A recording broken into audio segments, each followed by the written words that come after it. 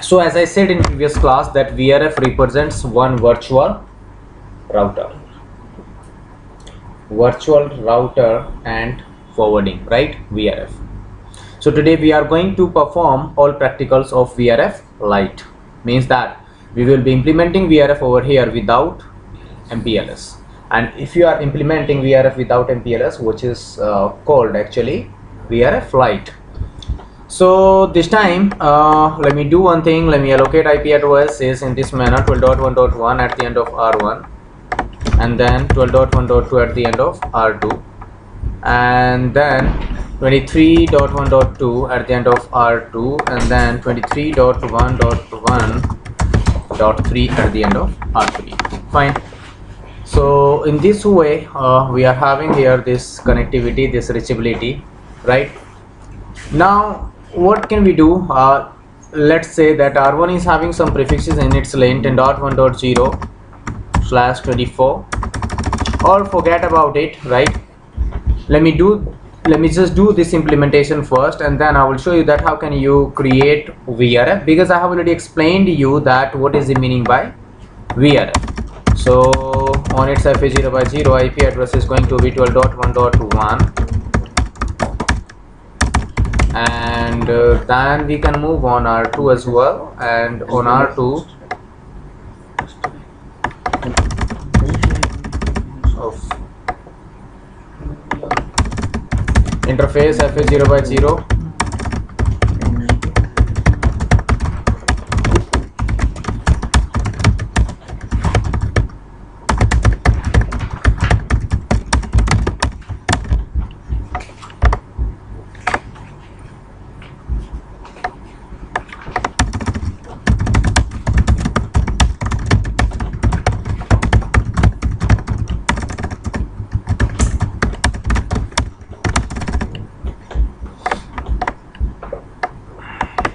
Fine guys, now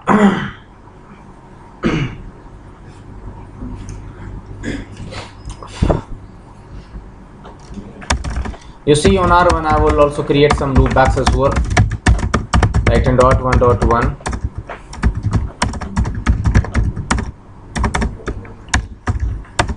loopback 2,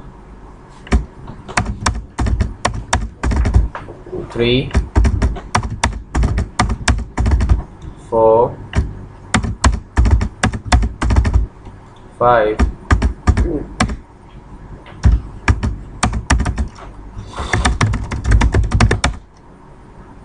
Check it out.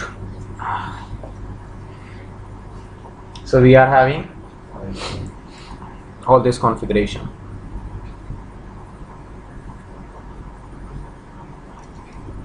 right? So because we are having all this configuration over here, as you can see this, and all of them are the part of global routing table, as you can find all of them in its global routing table itself, right? Like if you say show IP route, it means it will display you global routing table, right? So this is your global routing table, and all of the interfaces are part of global routing table. Fine. Now if you want to create any VRF over here, let's say that you want to put them into different routers, like you want to create some virtual routers onto R1, and then you want to put these interfaces into different routers, I mean into different VRFs. You can do that.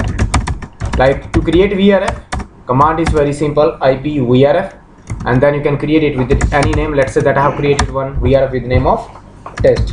Then you can create another VRF, IP VRF, with the name of Cisco as well. So here I have created two different VRFs. Show IP routes are still part of global routing table. There is no change at all, because we have not configured any interface in any VRF.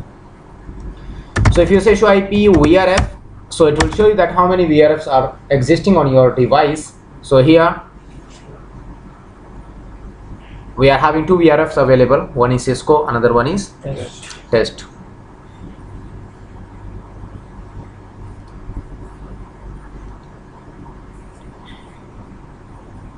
One is Cisco, another one is what? Test. So you can see that they do not have any single interface in that. See, under interfaces we do not have any interface. It means there is no interface which is member of any VRF. Now let's say that I want to put first 3 loop backs in VRF test and last 2 loop backs in VRF Cisco. You can do it very easily. Not only loop back, even you can also put physical interfaces into your VRF, because I mean like commands will remain same.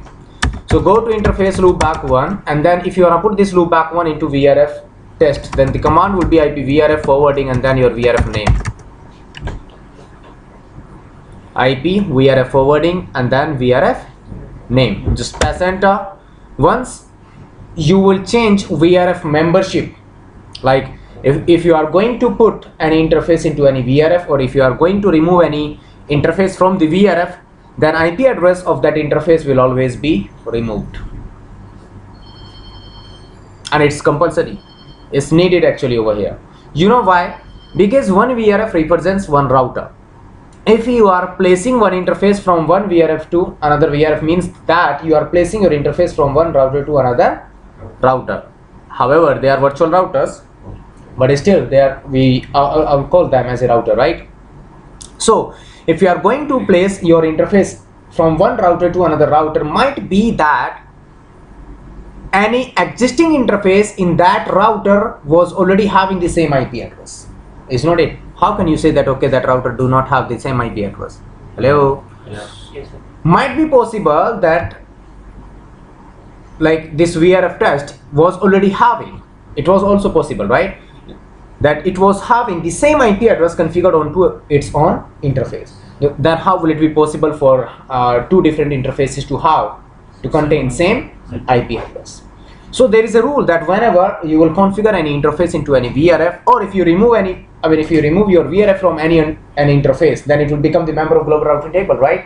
So every time your IP address will get removed from your interface.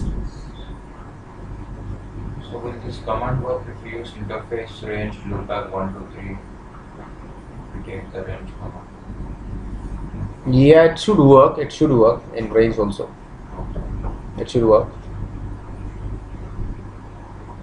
Fine. So now you have to allocate your IP address. And now one more thing. While you are allocating VRF to any interface, or you are putting your interface into any VRF, it will remove your IP address and it will display only that IP address which has been removed from your interface, but it will not display its subnet mask.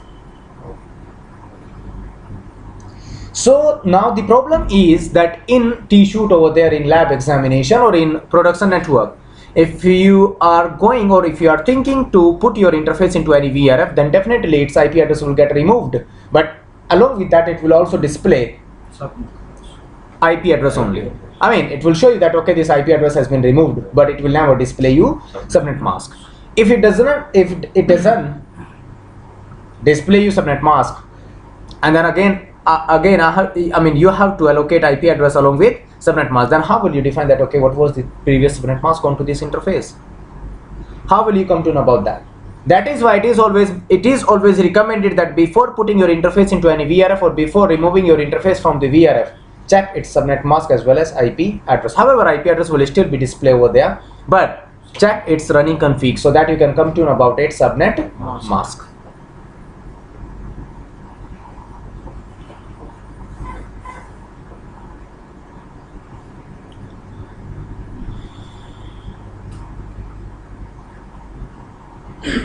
Have you understood it or not? So now say IP address 10.1.1, because I knew it, right? Loopback 2, IP address will become now 2.1, loopback 3, a test, and then in IP address has to be configured, right? Then go to loopback 4, put in VRF Cisco, IP address will be 4.1, then loopback 5, and then IP address will be Yes, 5.1. Now show IP interface brief. If you configure this command, still it will display you all of the interfaces. There will not be any problem. But if you say show IP route, what is this? This is your global routing table. So this time you were having only one interface onto this device, into this global routing table, because all remaining interfaces you have already put them into VRF, into different VRF, right? So as I said earlier on, that one interface can be member of either global routing table or of any VRF, and you can put your interface maximum into any one VRF. Yeah, if you are using sub interface, then that is different thing, because for each sub interface, you can put each interface, or each and individual interface into sub interface. Actually, you can put each and individual sub interface into different VRFs. For different sub interfaces, you can have different VRFs. Have you understood it or not? So they work like a virtual Router now. Now, if you wanna see routing table of VRF test or Cisco, of course there will be a separate routing table now for each VRF, right? This is global routing table. In it now you are having only FA0/0 because we didn't put this FA0/0 into any VRF. What about the memory consumption? How much What? Memory consumption? Of course, it will be just now twice, thrice. It will be depending on the total number of routes and all. Of course, CPU utilization will be higher. CPU utilization will be higher. Memory utilization will be higher. So that is why what I said earlier on to you, that VRFs will be configured at the end of service providers in most of the cases, and all those devices will be having very good hardware configuration. So now you see show IP route. So it is showing you only global routing table, and then if you want to see routing table of VRF test, then the command will be show IP route VRF test. So it will show you routing table of VRF test, you see.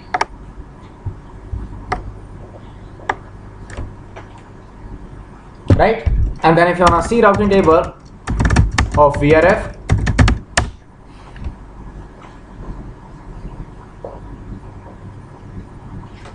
remember, prefixes cannot move from one VRF to another VRF automatically. Traffic cannot move from one VRF to another VRF automatically. Traffic, prefix is nothing. It cannot move from one VRF to another VRF. Right? After enabling routing, even after enabling routing. Of course. By default, prefixes cannot move from one VRF to another VRF, right? Now the question is that why should we implement VRF into our own network? Remember, let's say that this is okay. Let me design this network now in different manner now. Let's say that you are having this type of diagram actually, where this is service provider, this is Cisco's site A, this is Cisco site B, this is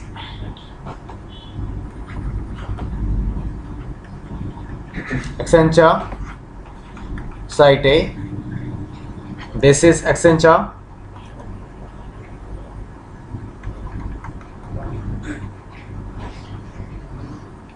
site B.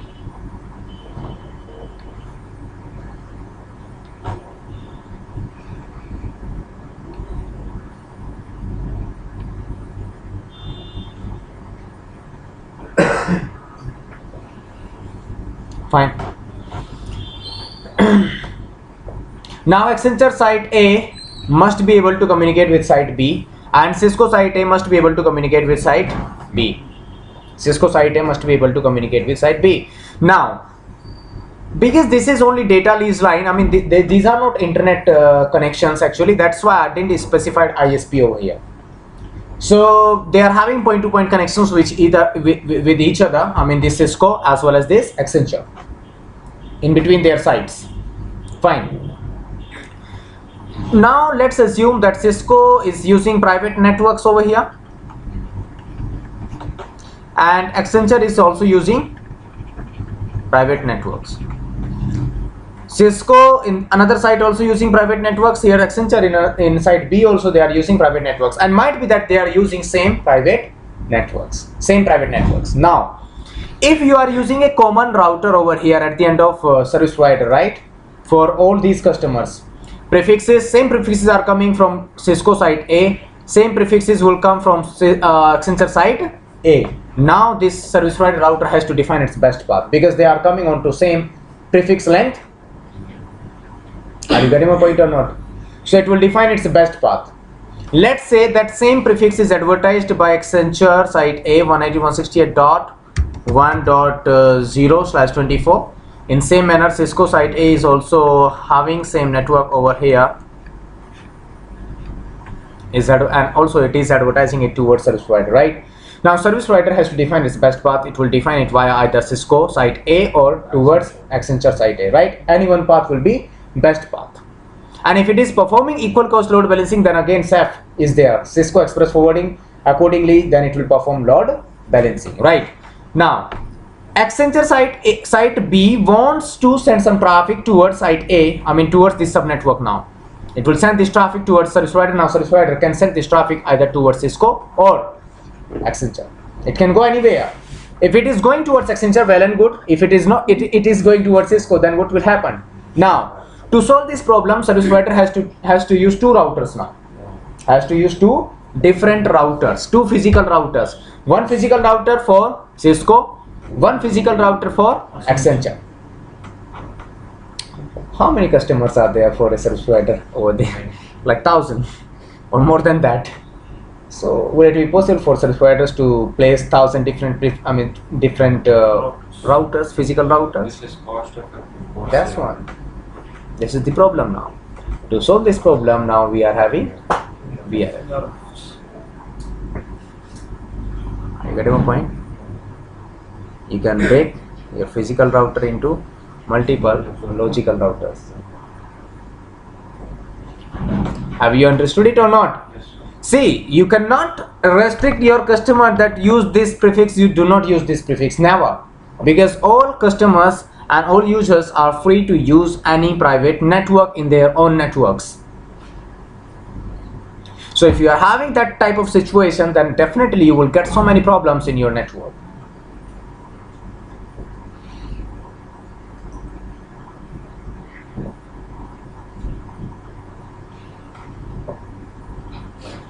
If you are not able to understand it, please let me know. I can explain it to you once again.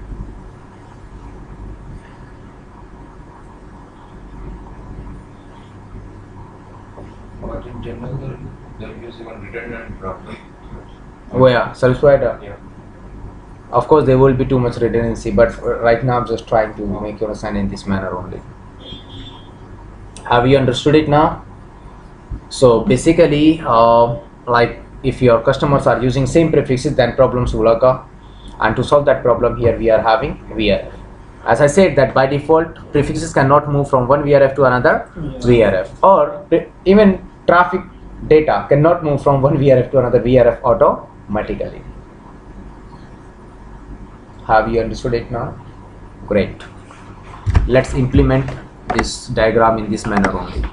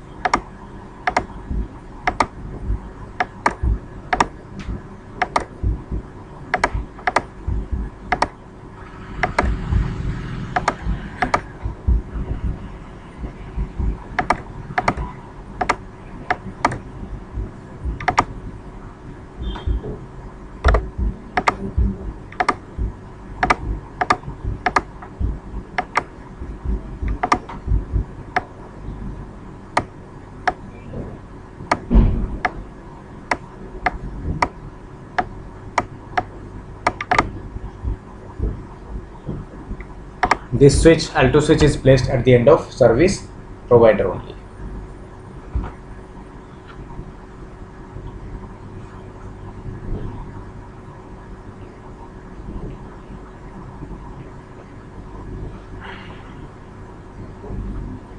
Right. So there are two customers for this service provider out. For this service provider, one is Cisco, another one is IBM. And this is not router, right? This is what? Layer 2 switch.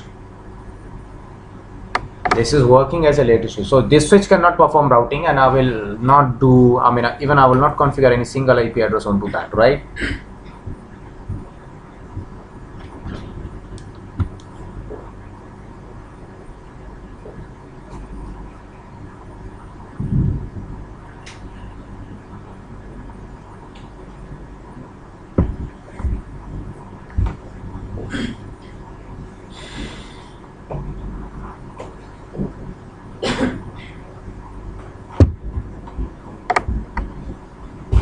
Fine.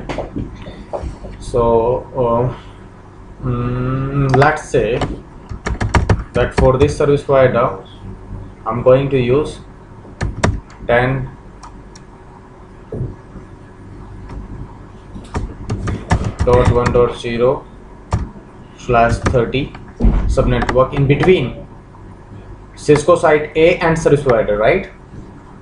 In between Cisco site A and service provider. In between Cisco site B and service provider, I will be using 20.1.1.0/30.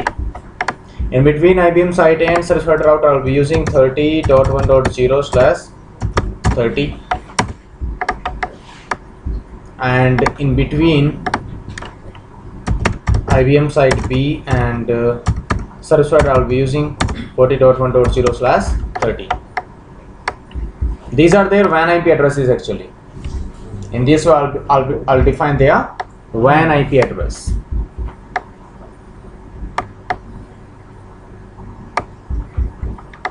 Now, in the lane of Cisco site A, you are using 192.168.1.0/24 to 192.168.5.0/24.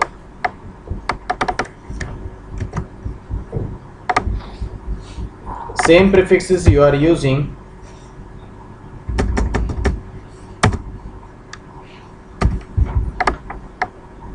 in IBM site A.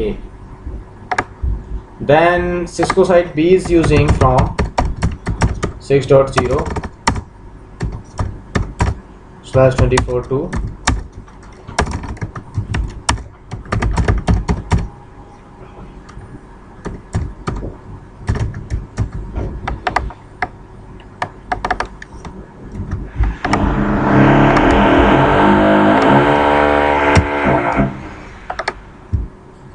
right.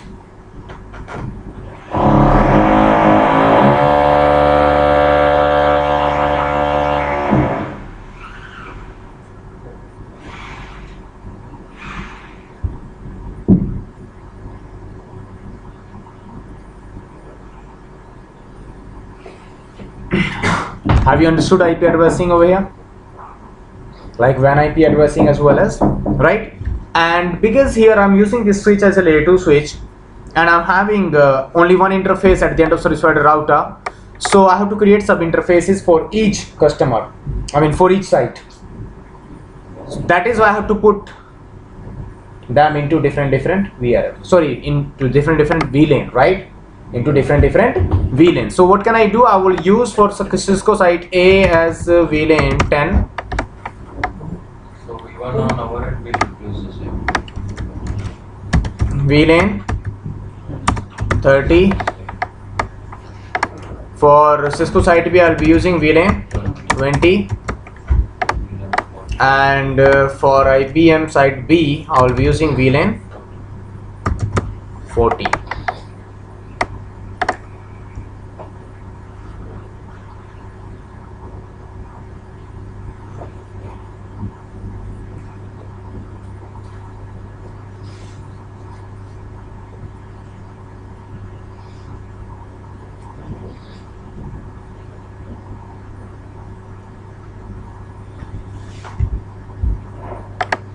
Fine.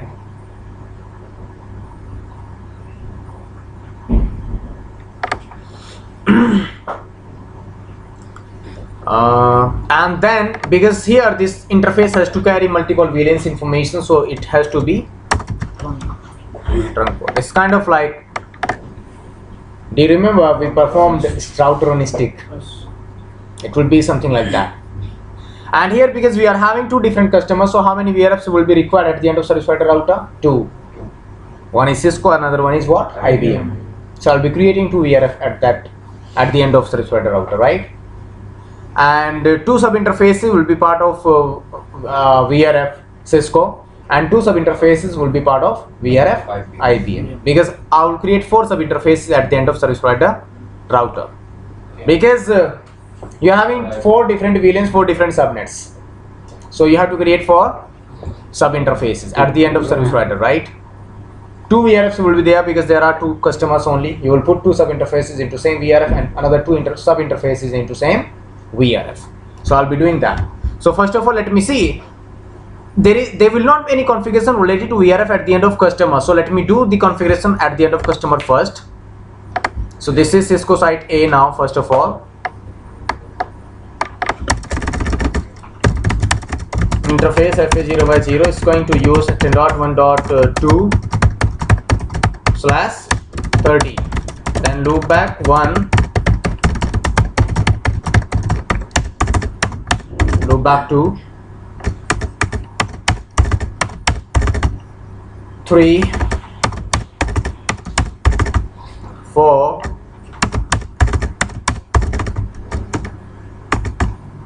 5. Do show history. Fine. After doing this configuration, let's move on site B, Cisco site B. Let's configure this router as well. First of all, it's FA0/0. Let's say its IP address is 20.1.2 on/30. Loopback 1 is having like 6 dot.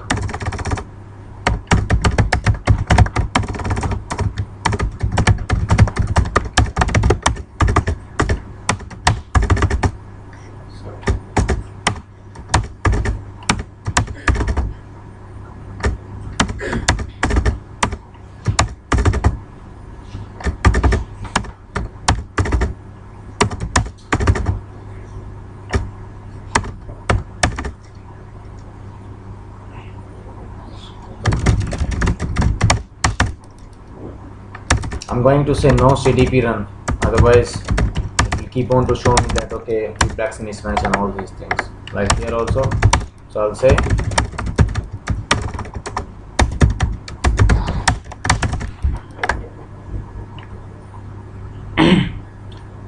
fine. IBM site A, let's configure it as what? Yes, I'll copy the two tabs. Interface FA0/0 is going to be used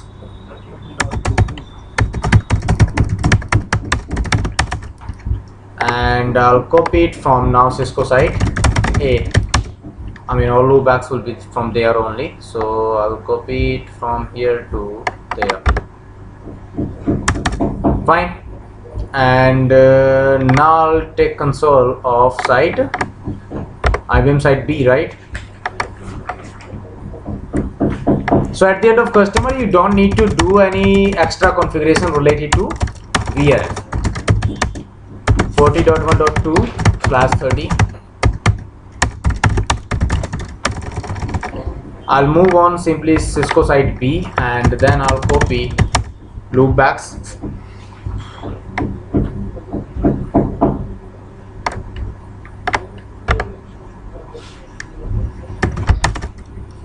I have done that. I have done configuration. I mean, I have allocated an IP addresses at the end of.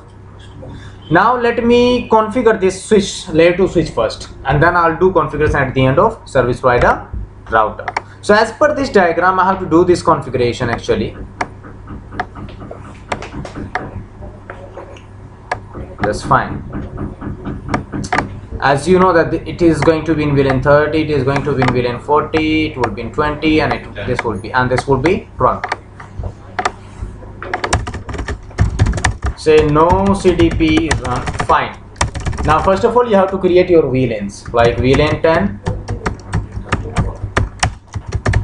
Fine. Now you have to provide VLAN membership. I have added the module of switch onto this router, right?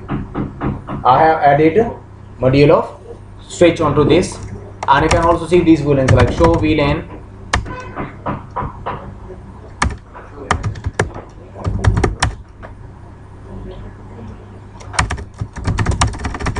Now go to interface FA1/0, switch port, mode access, switch port access VLAN 10, 1/1, switch port mode access, switch port access VLAN 30. Interface FA1/2, switch port mode access and switch port access VLAN 20. Then interface FA1/3, switch port mode access, switch port access VLAN 40. Then go to FA1/4, switch port trunk encapsulation is switch port mode trunk. That's it. Show interfaces trunk. This is your trunk port. Understood? And then show VLAN switch brief. Sir आपने इसमें slot कौन सा use करा है LC switch पे? Switch. I'll show you that how can you add it. Fine. After doing this configuration at the end of switch, now I'm going to remove this switches console. I don't need it anymore. Then let's have the console of service provider router now first of all. And now accordingly I have to do this configuration now SP router. As you know very well that first of all go to FA0/0, say no shutdown, and as well as say no IP address, and then just come outside, create your sub interfaces. And before that it will be good for you to create your VRF. So I have to create two VRFs now. IP VRF, one is Cisco, and then IP VRF, another one is IBM. Now let me show you. Show IP VRF. So there must be two VRFs now, Cisco and IBM. There is no interface member of any VRF yet. I'll put them, right? I'll put some sub interfaces into these VRFs. I'll create sub interfaces. See, interface FA0/0.10 for VLAN 10. For VLAN 10, I'll create sub interface .10. So first of all, the command will be encapsulation .1q VLAN number 10. Then say IP VRF forwarding, because this VLAN 10 is allocated to Cisco, right? So I'll put this sub interface into VRF Cisco. Then IP address should be from this range only, which is used for VLAN 10, right? 255.252, right? Fine. Any problem? Then create another sub interface FA0/0.20 for VLAN 20. Say encapsulation .1q 20, and then say IP VRF forwarding is what? Sorry, Cisco. IP address will be 20.1.1 and slash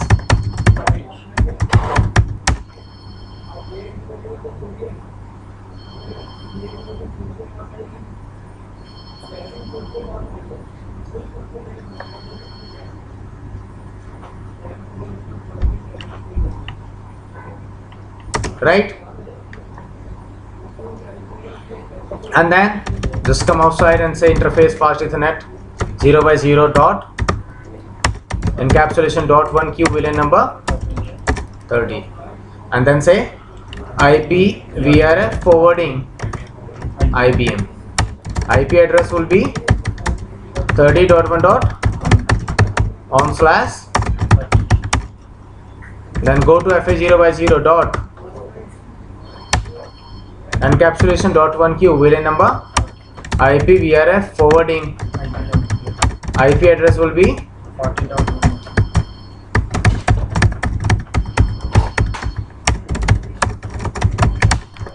Now you see show IP interface brief.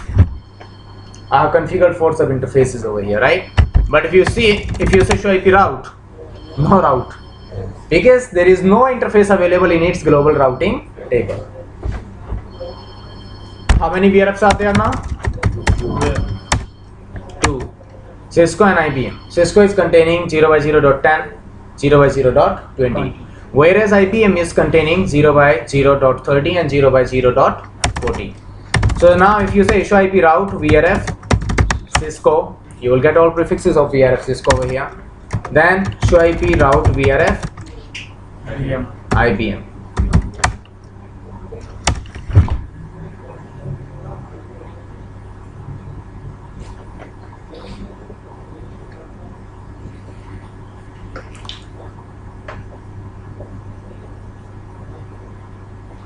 Right? After doing this configuration, now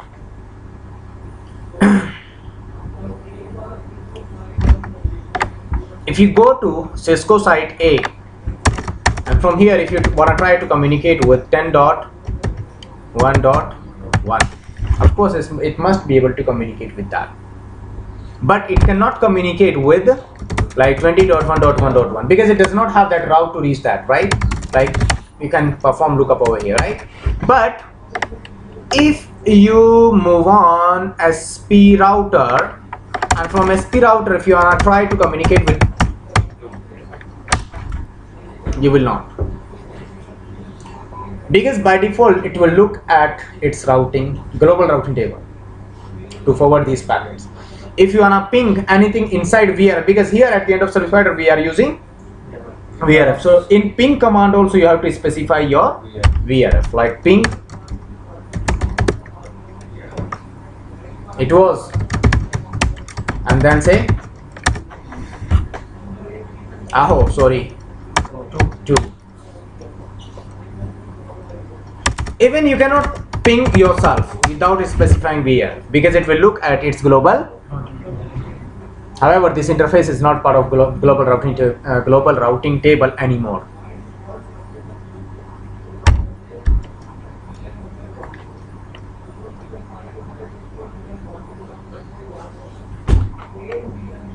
Understood? So if you want to communicate with yourself as well, then you have to say ping VRF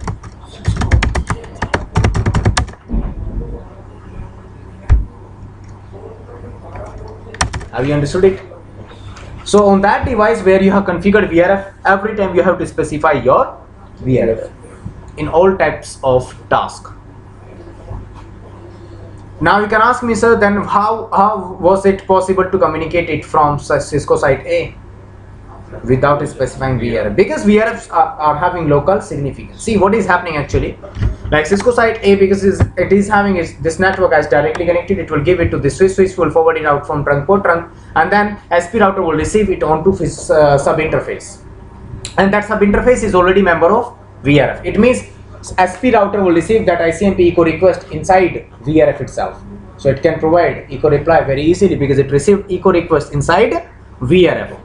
Hello? Yeah. And it was already having that interface in that VRF. So it given reply immediately. Fine guys. Now after doing this configuration, let's say that we want to configure routing. So to perform routing for Cisco and for IBM, you have to configure routing protocols.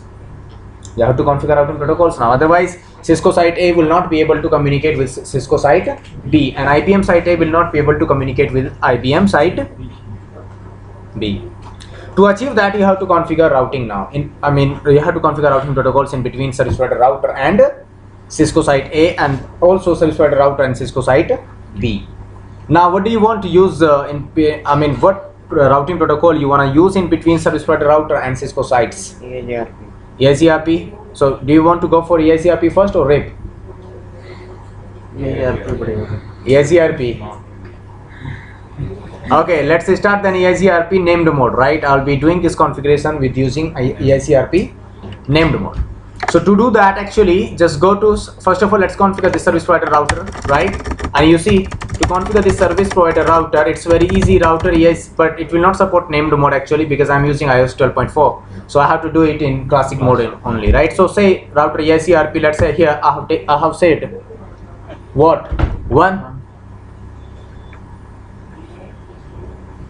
or you want to take something else like 100. Let's say we are using here. Then create address family. Do you remember that we created address families in BCP? Now address families are also supported in EICRP, RIP and everywhere for VRFs.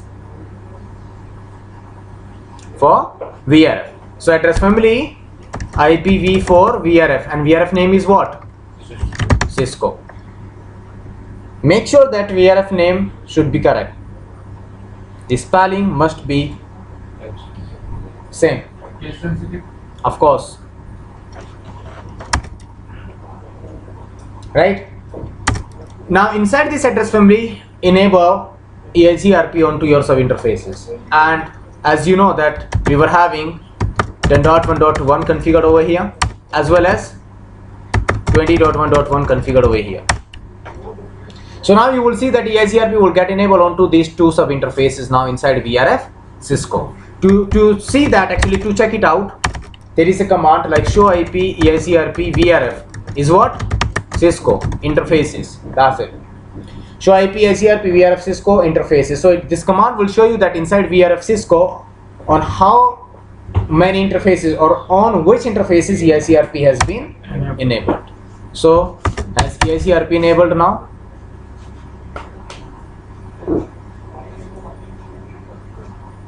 Wow.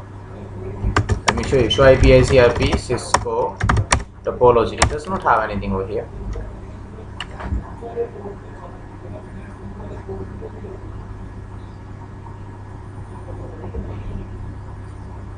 Oh, Customer service. no. Actually, EICRP is not functioning right now because EICRP have not picked its router ID. So router EICRP, I think it was 100, right? So say EICRP router ID is 1.1.1 over here. Now let me show you. Still it is not showing me anything over here.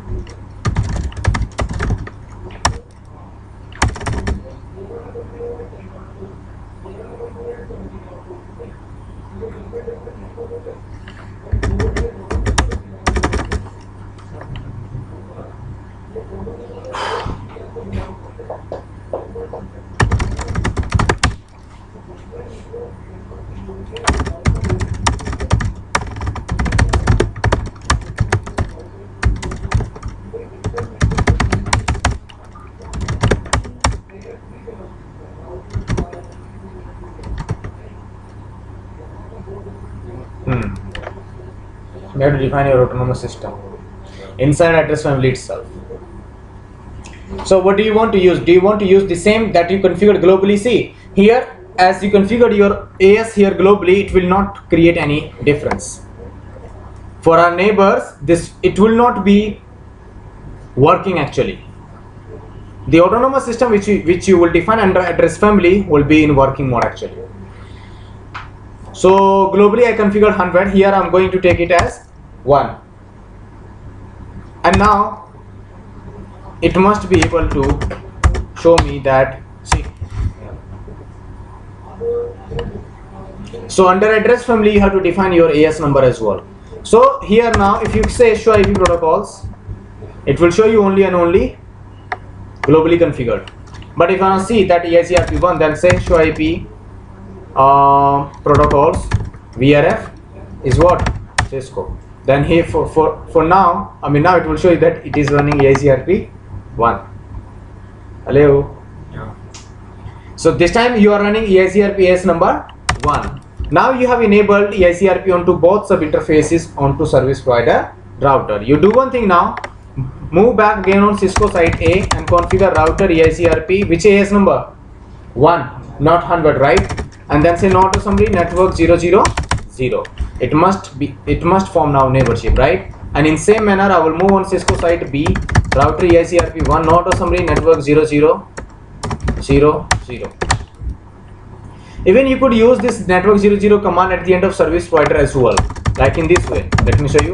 Router EICRP 100 address family IPv4 VRF is what? Cisco, and then you could say network 000, because EICRP will get enabled only on those interfaces which are the member of VRF Cisco,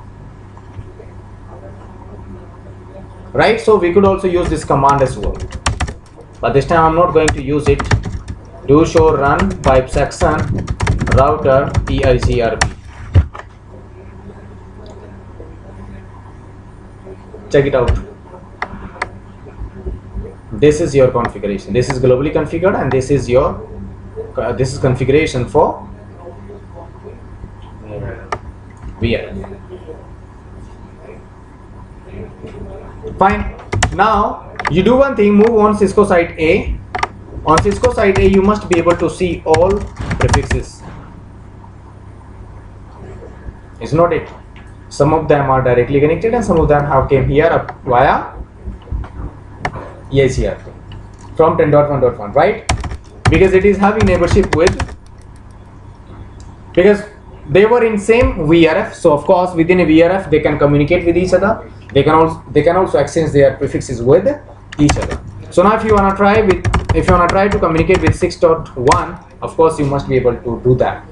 Even if you wanna take telnet of site B, do one thing: say enable password Cisco line VTY02 for password from site A, say telnet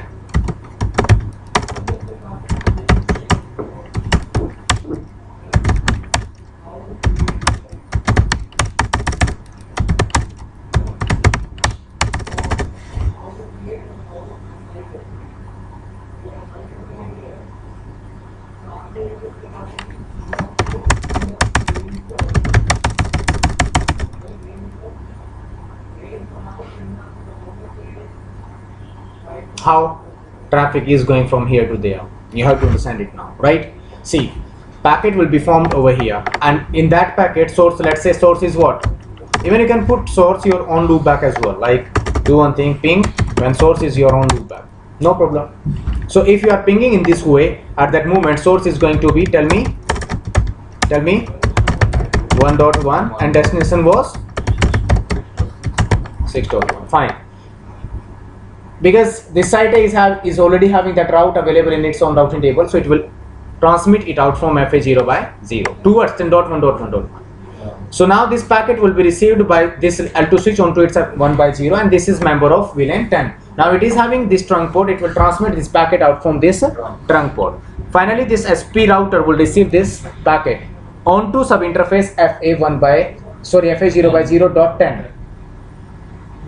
Are you getting my point or not?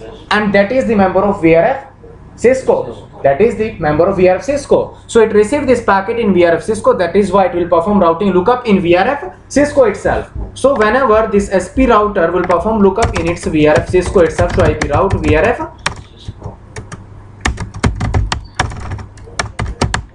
it will come to know that how can I reach 6.0 network via 20.1.2. Right, and it is reachable via fast Ethernet 0 by 0.20. So once again it will transmit this packet out from this sub interface, right? Sub interface, and because whenever this router will send this packet out from this sub interface, it will add the tag of VLAN 20. So whenever L2 switch will receive this packet back onto trunk port, it will be having tag of VLAN 20. Then it will check that which interface is the member of VLAN 20. So of course it is F1 by 2. So it will send this packet out from F1 by 2, and finally it will be received by Cisco site B. Any problem? And in same manner, traffic will come back from site B to site A. So this time SP router is not performing lookup in its global routing table. It is performing routing lookup in its VRF. So in this way you can configure EICRP for any VRF. So you have to create address families, and under VRF whatever you will configure, your AS number will be applied or will be in use actually. So if you configure now AS 100 on Cisco site A, will it be possible for it to form neighborship with SP router? No. because SP router is using AS number 1. Now what do you want to use for IBM, RAP or something else? Let's configure RAP now, right? For IBM, for customer IBM, for both sides, right? So let's do one thing, move on SP router first of all. This is SP router. Say router RAP. This is that you configured globally, right? If you want to configure it for VRF, then you have to create VRF is what? Say version, not network, give network command only. Sir DOS family के बिना नहीं हो सकता मेरा, Because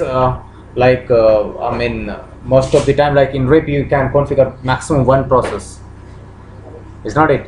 So for VRF you have to create address families in all, whether it is ESGRP, RAP, OSPF, or whether it is BGP. Yes, in OSPF it is not necessary. In version 2, even you will not get that option to create address families for VRF inside OSPF in terms of version 2. But if you are configuring OSPF version 3, then you can also create address families for your VRF as well.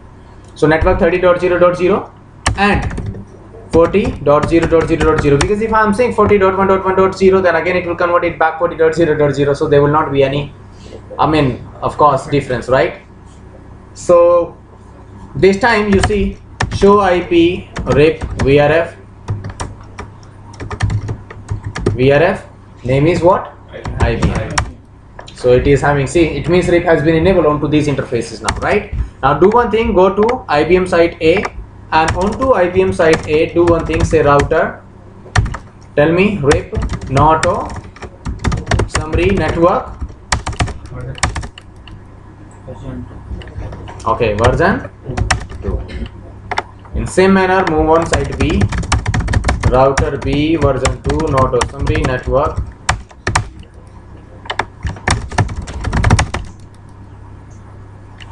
you have to do wait. See, all of them have came via RIP. See, even if you check now routing table at the end of service provider, it will amaze you actually. Like, see, show IP route VRF Cisco, same prefixes. VRF is also having same prefixes. Same prefixes, except WAN IP addresses, right? And then you see your traffic will never get mismatched. You know how? Like if you are going to IBM site A and if you try to communicate with 6.1,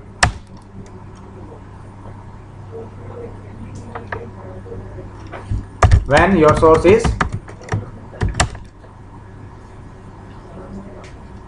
and how can you confirm that?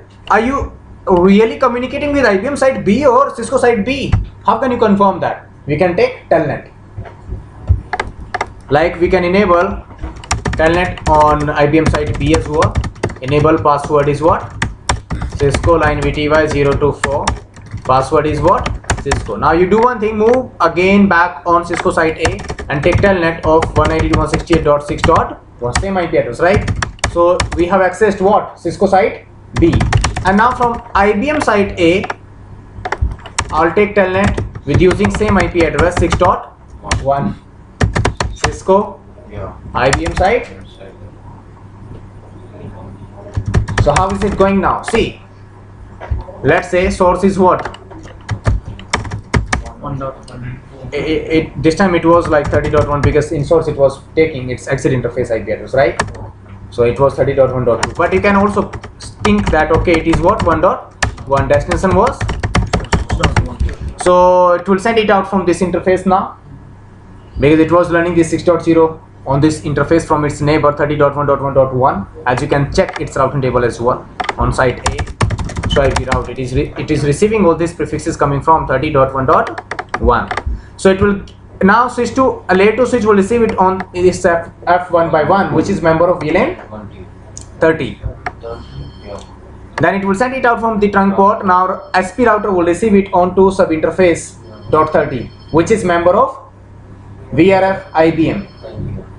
Because it received this packet in VRF IBM, so it will perform routing lookup in VRF IBM itself. So if you perform lookup in VRF IBM, see this is for the IBM. So this 6.0 is reachable via 40.1.2 and out from FA0 by 0.40. So it will send this packet out from FA0 by 0.40 with tag of VLAN 40. So whenever layer 2 switch will receive it back on trunk port, it will be with the tag VLAN 40. So now in VLAN 40 it is having only one interface, which is F1 by 3. So it will send this packet out from this interface only. So now service provider router will never get confused. Even for both sides you can also configure multiple, different routing protocols, and then after you will require to perform RAID distribution. Is not it? Are you getting my point or not? Like here, what can you do? You are already running EICRP. Let me do one thing from service provider. Let me remove this RIP as well as EICRP. Say no router RIP and no router EICRP 100. Remove it from all. Remove it. No router EICRP 1. From Cisco side B as well, say no router EICRP 1. From IBM side A, say no router RIP. From IBM side B also, no router RIP. Now SP router is there. This time for Cisco itself, I'll be using two different protocols now. What do you want? OSPF, EICRP. So do one thing now on SP router. Let's say in between SP router and site A, I'll be using OSPF, and between SP router and site B, Cisco site B, I'll be using EICRP. Have you understood it or not? So here I'll be using OSPF 1 area 0, and here I'll be using EICRP 10 this time. Globally I can take anything, so I will move on SP router first of all, and then I'll say router OSPF 1 VRF. Here there is no address family in OSPF version 2, so along with process ID you can call your VRF. That is why we were having process IDs in OSPF, because for each VRF there will be a dedicated process ID of OSPF. So VRF, its name is what? Cisco. Router ID we can allocate like 1111, and then because we wanted to configure OSPF for site A only, so I'll say network 10.1.1 and then 00 area. Fine, that's enabled now. So let me show you IP OSPF interface brief. This is enabled. Process 1, and process 1 is associated with VRF. Hello, this is process 1, and process 1 is associated with VRF Cisco. Then you do one thing, say router EICRP 1000 or 10,000, whatever it is. Say address family IPv4, VRF is what? Cisco, and then say autonomous system is what? 10, and then say not auto summary, and then network 20.1.1 and then 0000. Fine guys? Hello? Yeah. And then you can also check it over here, like show IPICRP VRF is Cisco interfaces. So it will show you that on .20 EICRP 10 has enabled. Then you can move on Cisco site A. On Cisco site A, say router OSPF 1. No, sorry, net router ID is, you can take anything like 22222 over here, or 10.10.10.10.10. Then network 00, tell me.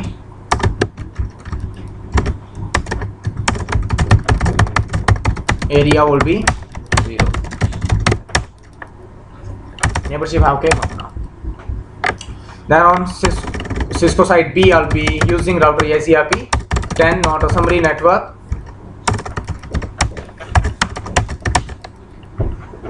Fine. Now thing is, SP router will start to receive all prefixes from both sides of Cisco.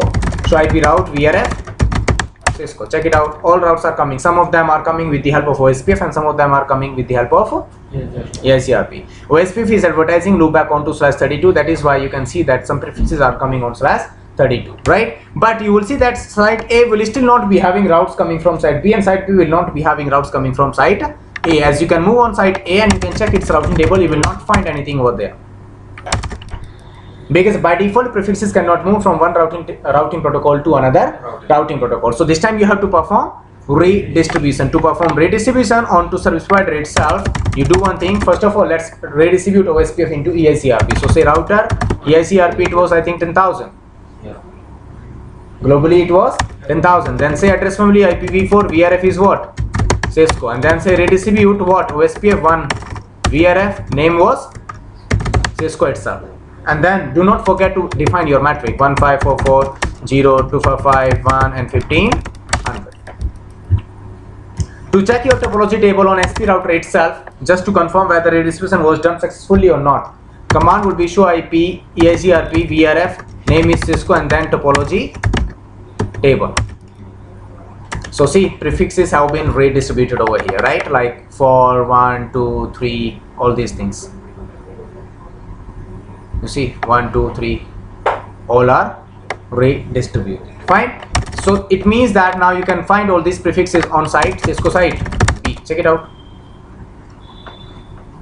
Understood?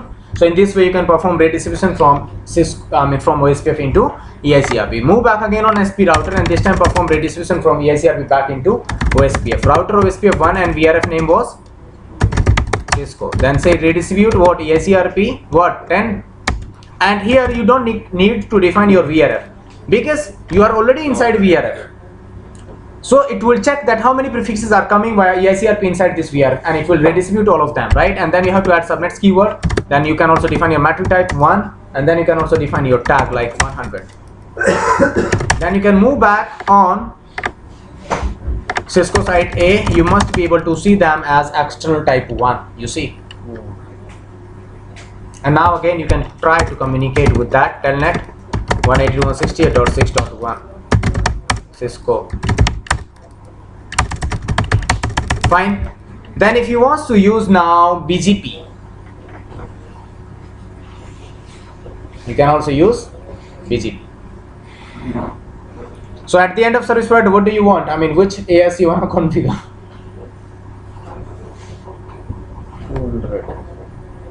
But here let me tell you, okay, you are okay. Let's say that we want to configure this time BGP in between IBM site A and SP router. So at the end of IBM site A, I'll be using AS 65500, and at the end of service provider router, I'll be using BGP AS 100. And then in between, what do you want? In between SP and IBM site B, what do you want? BGP itself or something else? Let's say BGP itself.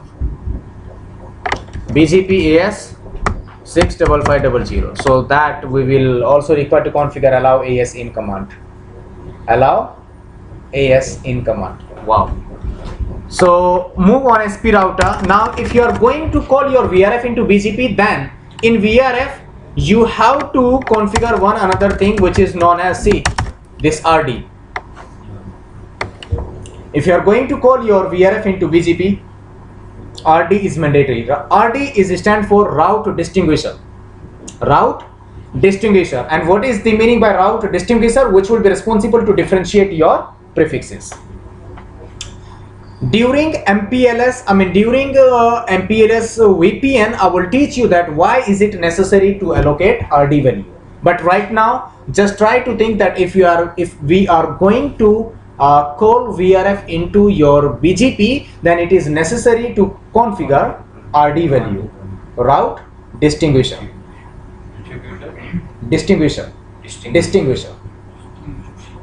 which means to differentiate your prefixes.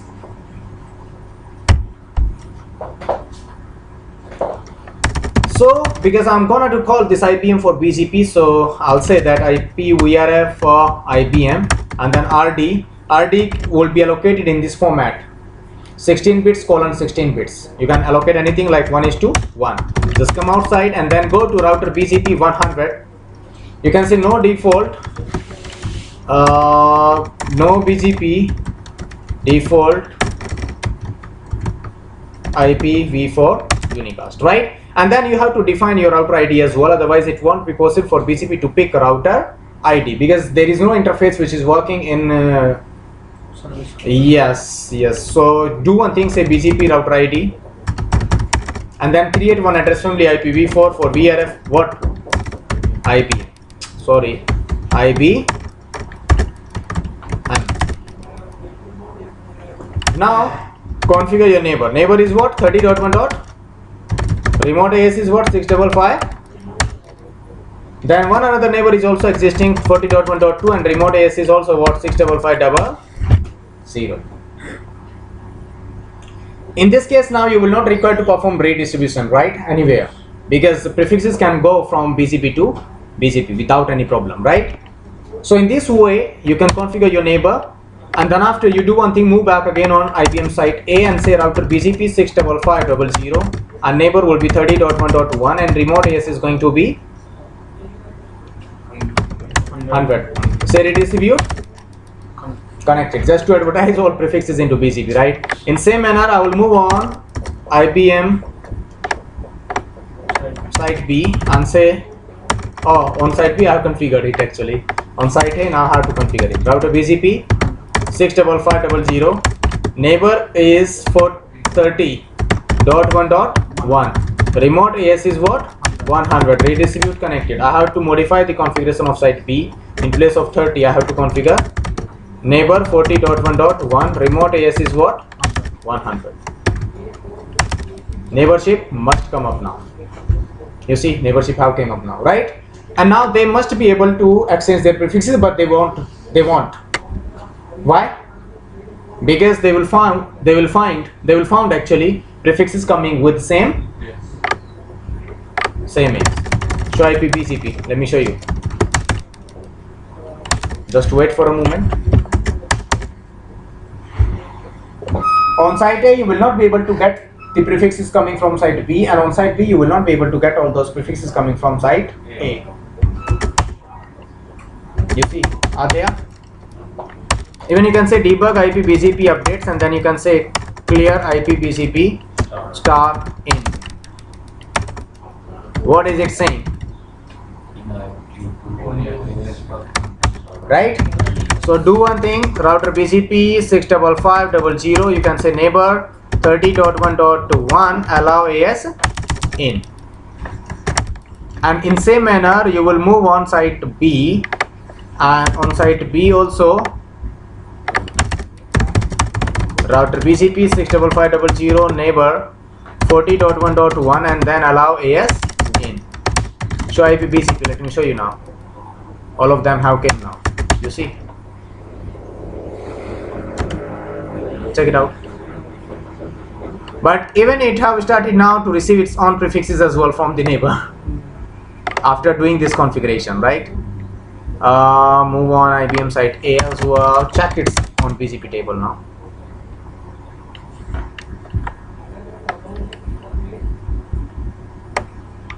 Right? It have received them now. Show IP route. Check it out. And now you can try to ping with,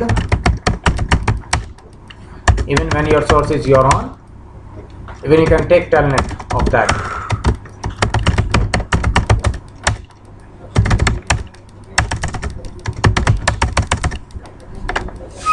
This is called VRF Lite.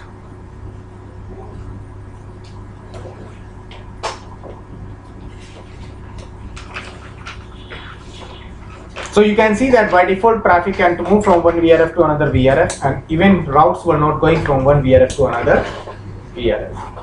So now you are not required to have a separate hardware device, hardware router. I mean separate router for each customer to separate their prefixes, to separate their traffic, right? What is it possible to communicate between two VRF? So by chance if this Cisco purchase this IP. Layer 3 VPN, MPLS VPN. Don't worry about that. That's not possible without MPLS VPN. Right, guys? So in this way you can do this, and you see if you want that, okay, Cisco side should be able to communicate with IBM side. Do one thing, just interconnect these two routers together. They are not using VRF. They can exchange their prefixes with each other because this time they are using same prefixes, so it won't be possible. The very first thing that if you are going to establish communication in between two different VRFs, make sure that all of them, I mean all VRFs are using separate prefixes, different prefixes, and then after you can try to think about that. Because if they are using same prefixes, then how can you do that? There will be subnet overlapping. Is not it? So I hope that you people have understood that how can we configure this VRF, right? What is the advantage of having VRF, right? How can we implement it? Packet में कोई changes होता है? Nope, nothing. Nothing. Only IP header, Ethernet header, that's it. But the only thing like which is changing now, that if you are receiving your packet onto that interface which is member of the VRF, then it will perform lookup in that VRF only, and accordingly it will take decision. VRF light क्यों करते हैं? Because you are not implementing MPLS.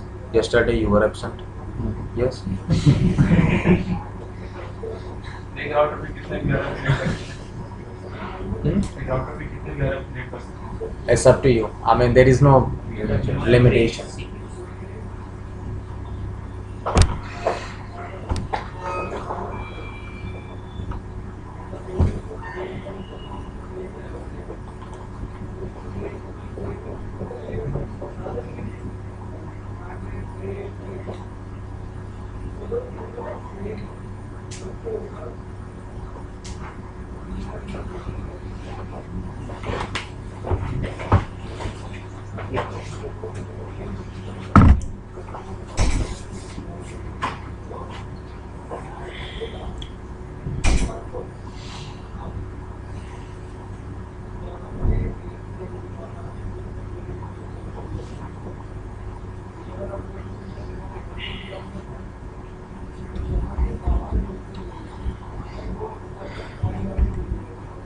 Respect to VRF, right? So finally on R3, I have created this diagram now.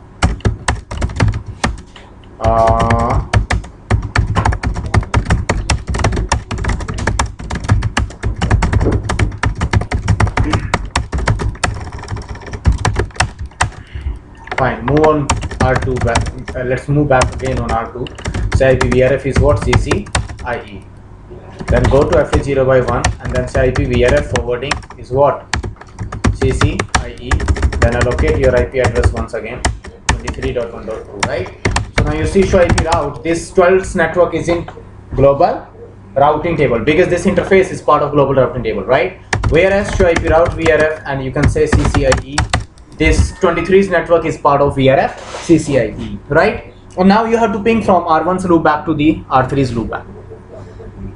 So on to R2, you have to take your traffic from global routing table to VRF and back from VRF into global routing table. You understand? So I will achieve it with the help of static routing, and I'll go through the concepts only. First of all, R1 must know that how to reach 333. Does it have any route? I mean any route to reach 333?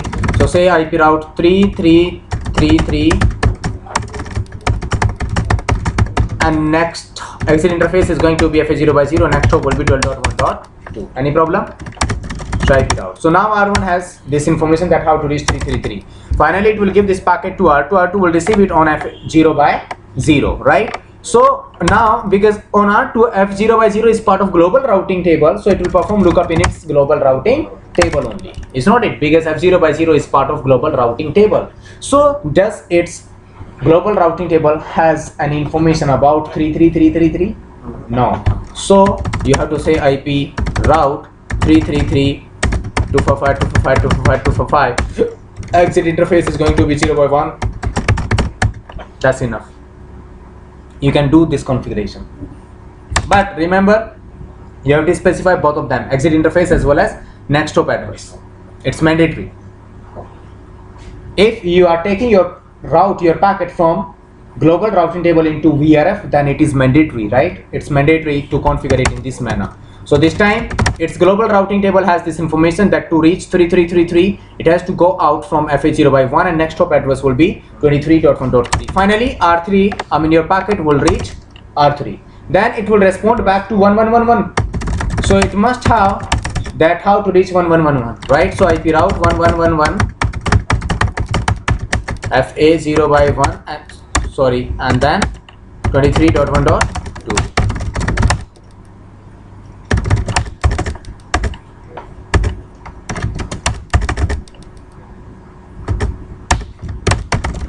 Right guys, so this time it is having that information that how to reach this 111. Now packets will be received on R2's FA0 by 1 and this interface is member of VRF CCIE. So it will perform lookup in its VRF CCIE to reach, tell me, 1111. Does its VRF have this information that how to reach this 111? You have to add this route now inside VRF, and to add static route inside VRF, this is your command IP route VRF and it is CCIE and then 1.1.1 255 exit interface is going to be FA0 by 0, next hop will be 12.1.1 and it is part of global routing table. Means this next hop and exit interface is part of global routing table. So now we have added this prefix into its VRF. We have added this static route into its VRF, right? So now if you check its routing table for this VRF, so IP route VRF is what? CCIE. You will definitely find that 11111, right? And then finally it will reach, your packets will reach back this R1. So try to ping with 3333. You will not be able to ping with 333 because by default exit interface will be 12.1.1.1. Now R3 doesn't know that how to reach this 12.1.1. So in source you have to put your on loopback 1. So this time see. Any problem? Even you can take telnet of R3, you can move on R3 and then you can say enable password is Cisco, line VTY02 for password is what? Cisco, and then you can move back again on R1. Say telnet 3.3.3 when source interface is loopback 1. Otherwise telnet will not be successful. Is not it? So in this way you can take telnet of your device. So in this way you can take your traffic from global routing table back into VRF and from VRF back into global routing table. Understood? So this is how that you can configure static routes in your VRF. Is there any problem now? Have you understood VRF Lite now? So VRF Lite is just to use VRF without using MPLS. So we didn't enable MPLS onto any interface, did we? So that's called VRF Lite. So I have taught you that how to configure EICRP, how to configure RAPE, how to configure OSPF, how to configure BGP for VRF Lite. So only with static routing is it possible to communicate classes, or even we can use some dynamic routing? Nothing. During MPLS VPN I will let you know some other things as well, but for now there is nothing like that, right? So I think that's enough for today, right?